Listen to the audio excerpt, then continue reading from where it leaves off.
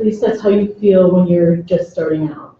And on top of that, she was also a foster child, so we were getting some interesting support at that point for her issues.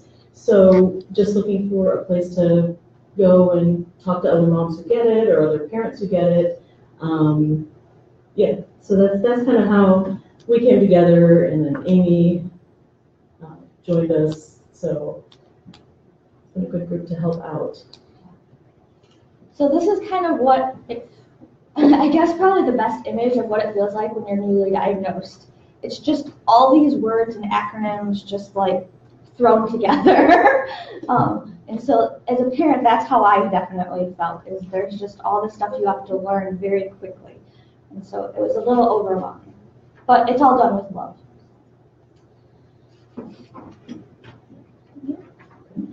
So we wanted to give you guys a little report on what we've done since we started with the Disability Board grant. So since July 1st, we've done a number of things. The most important thing that we think we do each year, other than providing support for families, is a mom's retreat, and we've done that now for 4 years. We're coming up on our 5th. And that is one of the things that's I went to one in Springfield that was provided by StarNet, and once I did that and connected with other moms in the area, getting just away and not having to worry about the daily needs of my child and focus on myself for a few minutes was very important. And so we brought that to Champaign. We wanted to do that here as well. We also have done, it takes moms and caregivers of kids with special needs from Champaign County. This year we were able to extend it to a 2-night stay, and that was partnered with obviously the Disability Board grant, StarNet, and Newman Center on campus. It is not a religious retreat, but Newman has been really good about partnering with us, and this year they extended a free second night, so we were able to afford to have to let people stay for 2 nights, get that pulled out of that of their situation for a couple days. You'll see on the next page some of the testimonials from moms that it's an amazing retreat, and this one, quote, "I cannot express how beneficial these retreats are to me and my family. Thank you so much. We appreciate all that's done." And I think that is such a testimonial about how important these retreats are. Some of the other things we've done socially, we did a play day out at Pumpkin Patch, Megan Garrett's Pumpkin Patch out in Sydney. And that was just a day for families to get together, get to know each other, do things that we wouldn't normally do. The kids got to see all the animals, they got to pick pumpkins. So it was just a great day for families to get together. We also did a family dinner, and that is, what's so important about that is a lot of times you go out in public with your kids. Some of them have behavior issues, so if you try and go out in public in a normal setting, you feel like everybody's staring at you. If one of the kids, has a little meltdown or whatever. So what's nice about those family dinners is that we're together, we're in a private room, the kids can do what they need to do, the parents can get, again, some time to talk about what's going on, and we all just get away from normal life for a few minutes. The other thing that we've done is a couple of educational events. We did a special needs financial planning event with West Point Financial. We've done a special needs trust and guardianship talk with Frank Kleiman. And all these people are donating their time to us because we just don't, our finances, come from you guys and some small fundraisers that we've been able to do along the way. So we're really fortunate that we have so many volunteers in Champaign, Indiana to help out with these things. The most recent thing we've done is an advocacy for special education. That was presented by Mike Shea. Some of you may know him. He's lived in Champaign, Urbana, and he now works in Springfield for Equality.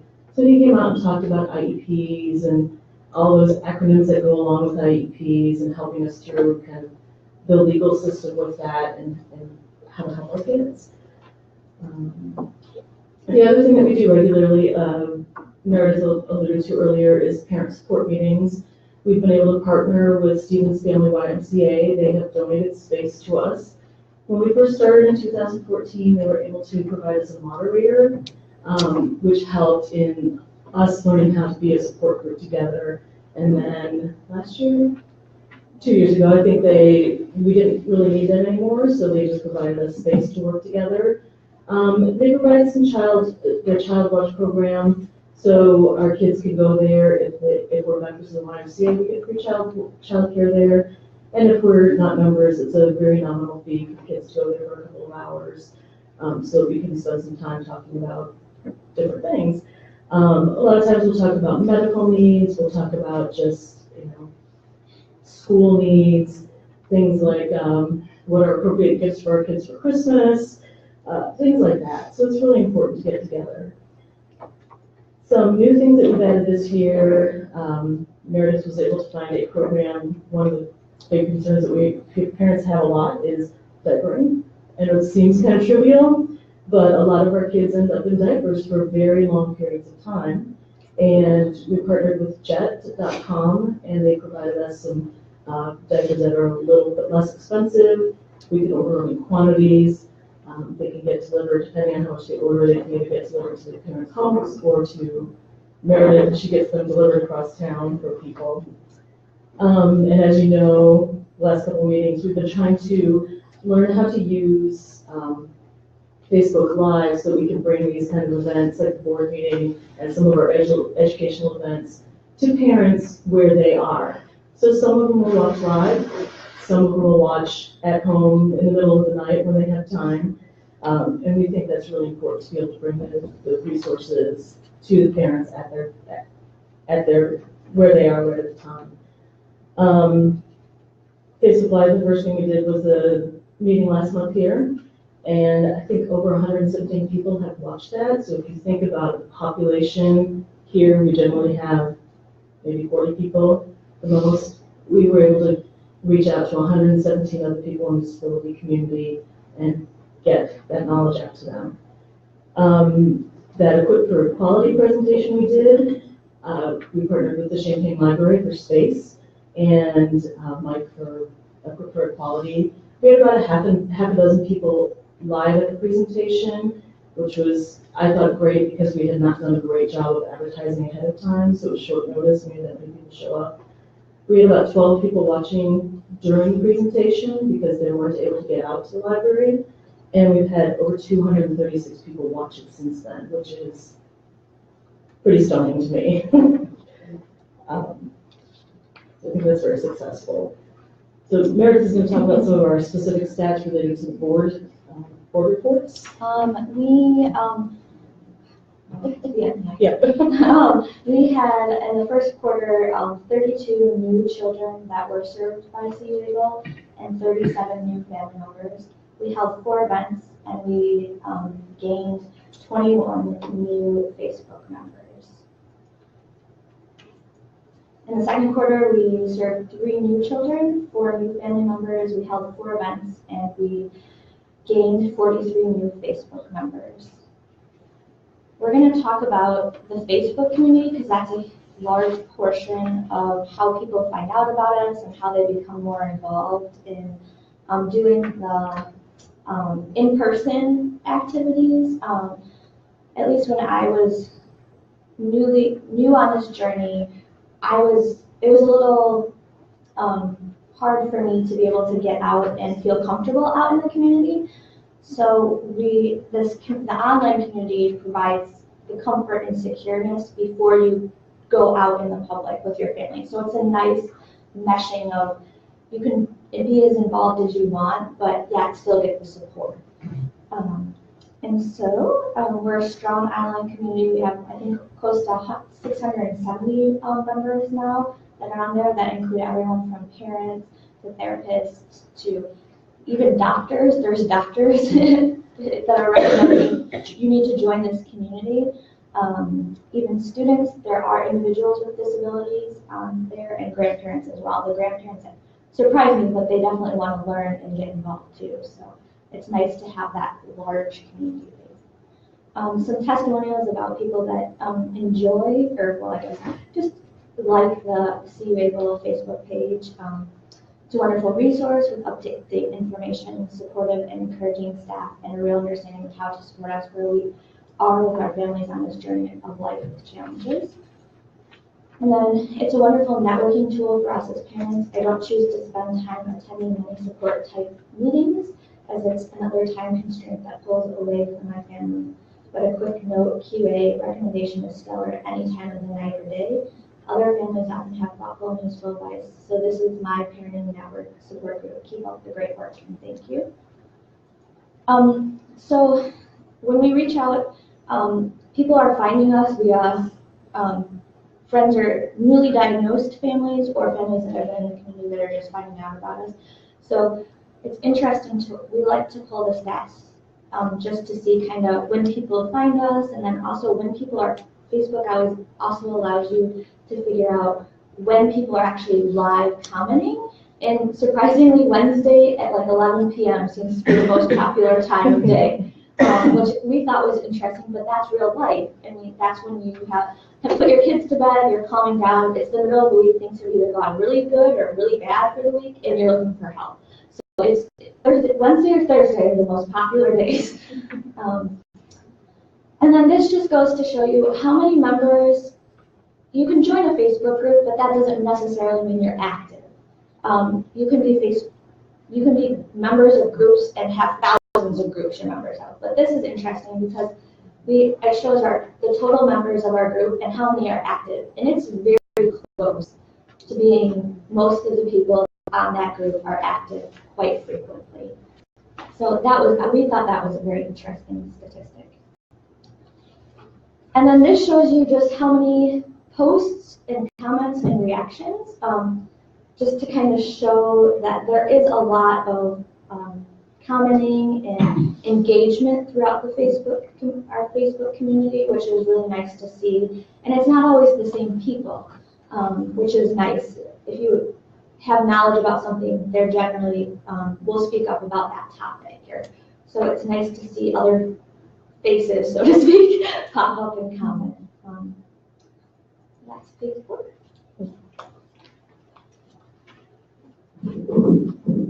So over the next couple quarters, what we're expecting to do, we've organized some events, social events for families and community advocacy events.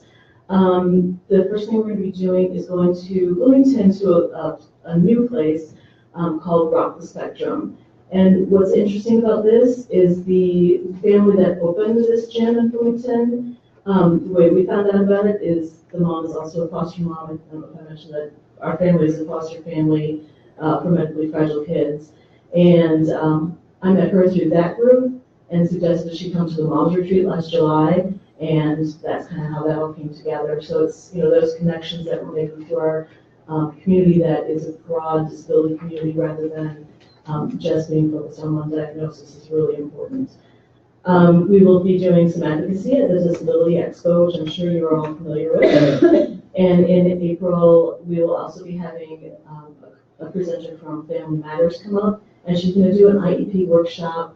What we did last year is we kind of talked about the whole process of IEPs in the first half of the meeting, and then people actually wrote IEP goals with some professionals there to make sure that they were goals that were very measurable for families. A lot of times those goals are kind of hit or miss on the ability to measure the actual progress of your children. So they're going to help us write those from a professional standpoint, which is wonderful that we have that resource in the state. The other thing that we are diligently working on is our website. So taking a step out of Facebook and actually having a little more public face for us.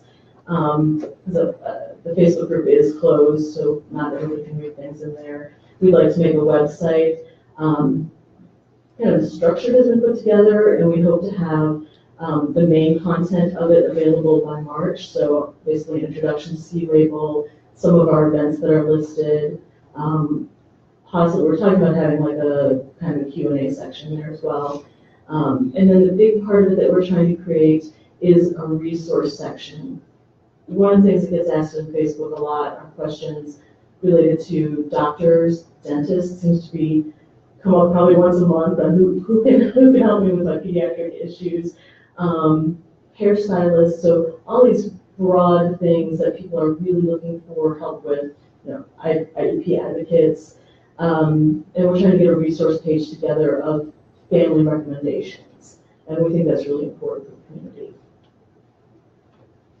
So I think, do you guys have any questions about what we're doing or who we are? I don't have, pardon me, I don't have a question, but as I listened to you talk and looked at your slides, I went back about 40 years. And I don't know, this is maybe what you're going to say. Those Thursday nights you talked about, I know how tough those are. And we didn't have any place to go on 10 o'clock on Thursday night, or 9 o'clock maybe. When you had just a horrific week and you needed to talk to somebody, and your own family can't help you because they really don't understand. They're not there every day, and they're not there all day. So I think I just wanted to give you some praise for having found an outlet that allows people to communicate, to depend on each other, to pass information on, because I think it would have been wonderful if we had had something like that. Thank you. So. I'm going to second that. I don't think there's anything more important than parent support.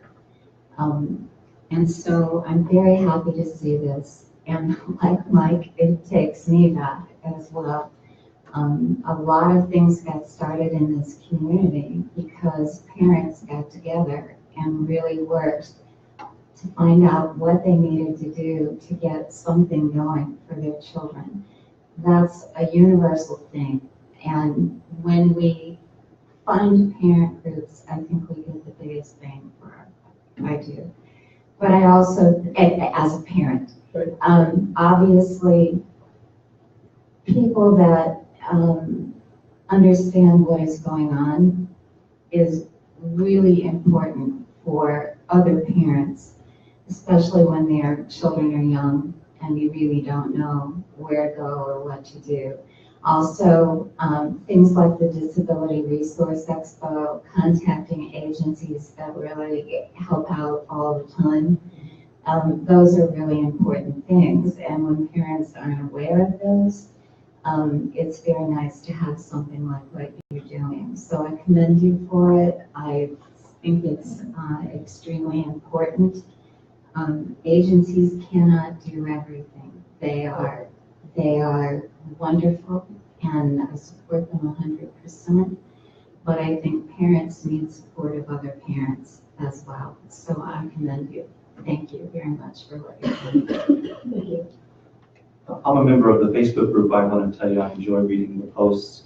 One of the reasons I think you guys are so successful and you're going to continue to be successful is that you cover a wide range of disabilities. Because if you find a parent group that's too focused, then you rely on the same parents to participate.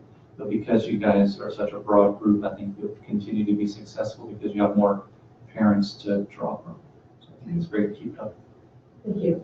That's one of the things that we really want to focus on is being broad, because so much of the journey, it doesn't matter what your diagnosis is, a lot of the journey is the same for people. We all have medical needs, we all have behavior needs, we all use the same resources in different ways. So we thought that was really important to keep it a broad scope. Yeah, it shows. Thanks. Any other questions for Steve? Thank you. So thank you.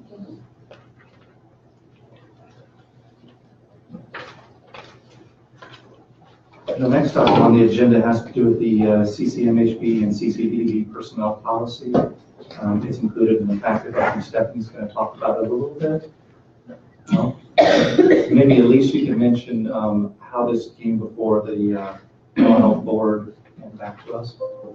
Okay, well, I think in Lynn's decision memo, she explains that these are changes that the county initially did. And then we went through and corrected typos, and where certain words weren't relevant anymore, we took them out. So this was brought before the mental health board last week.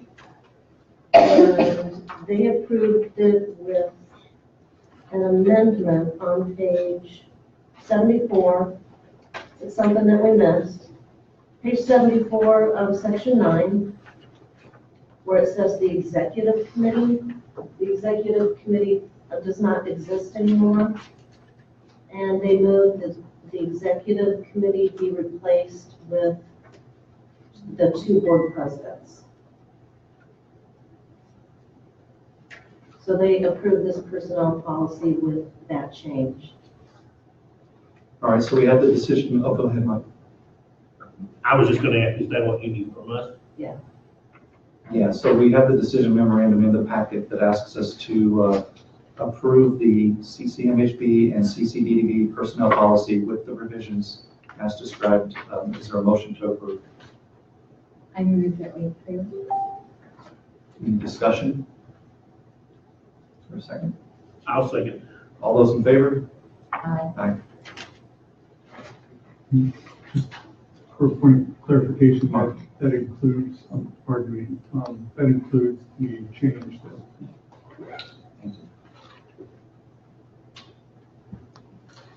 Next in the packet is the IDHS DDB's person-centered planning process. There's just a briefing memorandum including there, and there's no action required. Okay, we're going to open the floor to agency successes.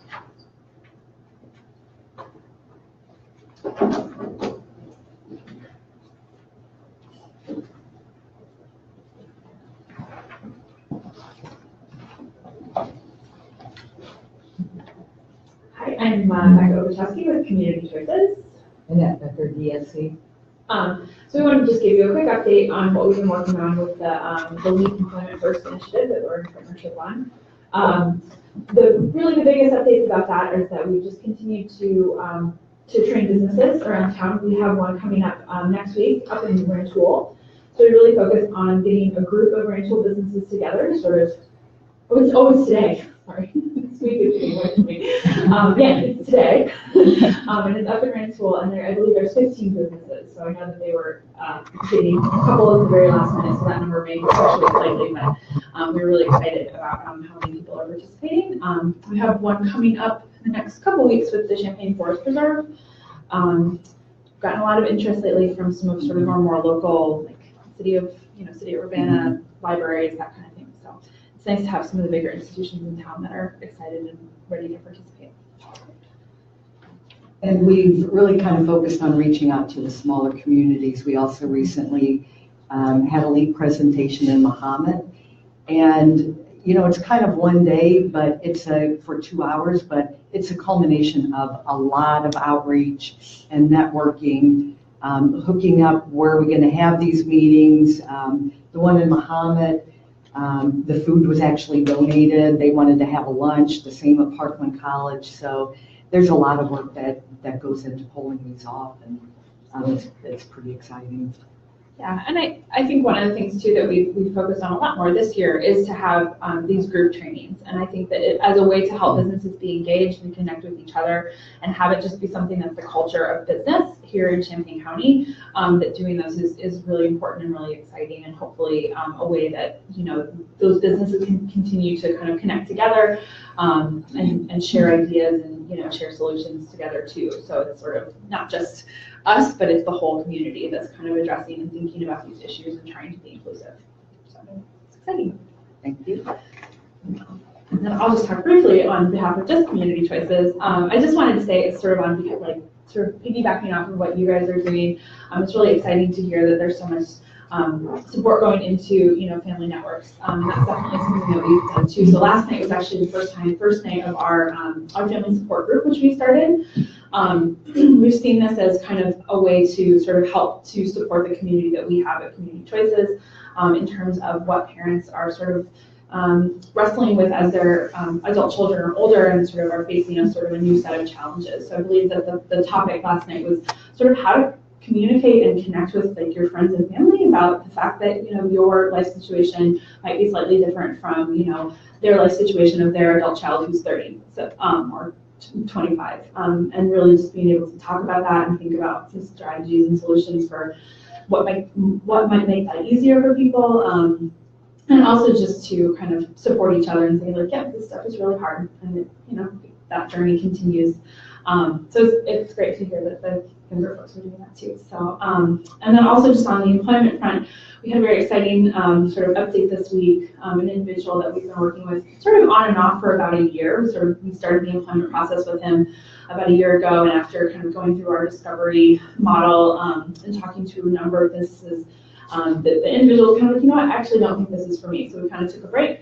And then just recently in the last month or so, maybe right before Christmas, he actually came up with a new idea just on his own and reached out to that business and said, you know, contacted the employment specialist that he was working on, say like, yeah, I have this idea and I'm starting to put it in motion and will you support me? And so now this person is going to be starting, it's a volunteer position with sort of a professional that he's been working with over the course of several years and kind of helped to negotiate that on his own, which we're really, really excited about, as this is somebody who having a sort of a natural organic thing that can be his idea and something that he has a lot of ownership over, I think is going to be a real success for him. So we're really excited about that. And it's just in its beginning stages, but we always love when those opportunities arise. So thanks. Any questions?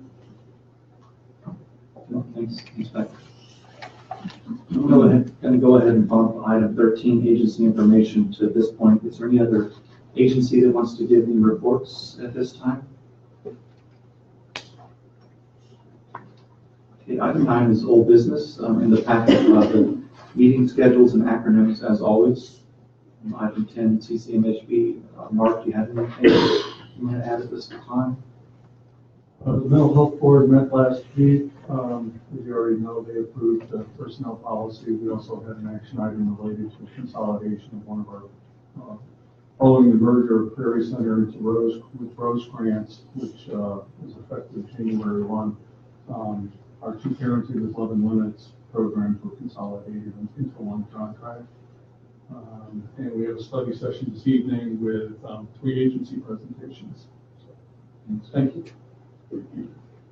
We went through the first part of the meeting pretty quickly, maybe before some people arrived. So if there's any other citizen input or public participation, we'll take that now. All right, staff and consultant reports, they're included in the packet, but Stephanie or Chandra, if you guys want to discuss any of that, anything in particular? Just if you have any questions, feel free to let me know. And then also, I just wanted to note that I'm actually doing a CLC training with CU Able this weekend. Great. Any board announcements? If not, is there a motion to adjourn? So moved. Second. All in favor? Aye. Thank you.